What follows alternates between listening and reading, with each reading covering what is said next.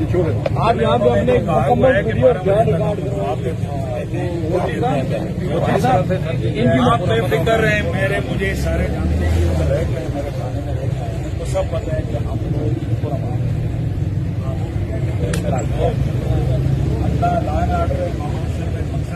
आप उससे बात कर लें और बात कर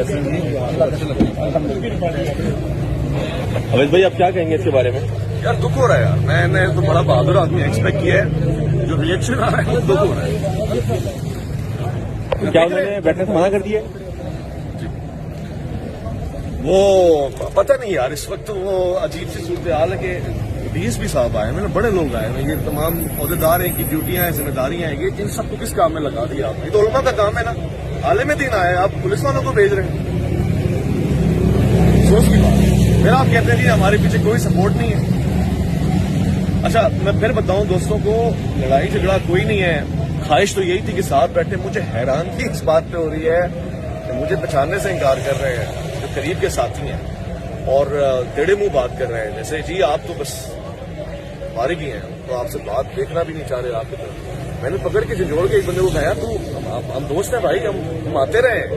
ऐसे ही मुफ्ती साहब भी आ रहे हैं कि नहीं जी आपने तो हमारा डैमेज कर दिया, तो रिवर्स डैमेज होने लगा है। डैमेज तो आप कर रहे थे बकौल आपके, अब ये रिवर्स डैमेज हो रहा है, रिवर्स डैमेज